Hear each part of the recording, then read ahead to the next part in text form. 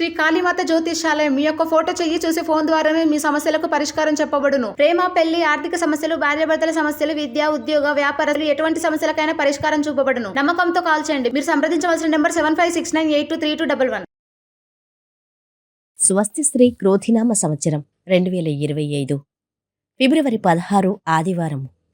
వివిధ ద్వాదశ రాశుల వారి యొక్క గోచారం ప్రకారం వారి యొక్క లాభనష్ట ఫలితాలు, శుభ అశుభ ఫలితాలు ఎలా ఉన్నాయో చూద్దాం.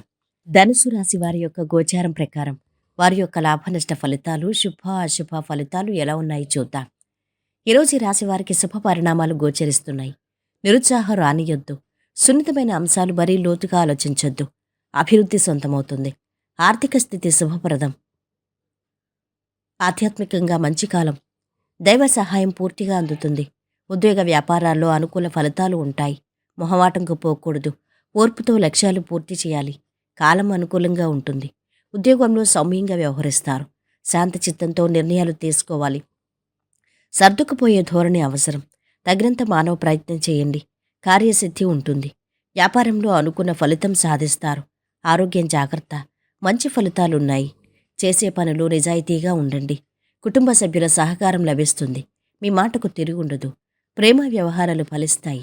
ఆస్తుల వివాదాలు కొలిక్కొస్తాయి. నిరుద్యోగులకు శుభవార్తలు అందుతాయి. వాహనయోగం ఉంది. వ్యాపారాలు, ఉద్యోగాలు సాఫీగా సాగుతాయి.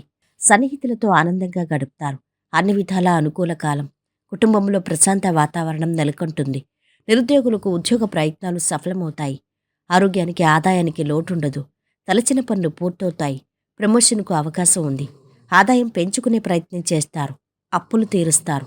విద్యార్థులు శ్రమ పడాల్సి ఉంటుంది. ఈరోజు వీరి ఆరోగ్యం బాగుంది. సంపద కూడా బాగుంది. కుటుంబ సభ్యుల అంటదండలు అథమంగా ఉన్నాయి. ప్రేమ సంబంధిత విషయాలు బాగున్నాయి.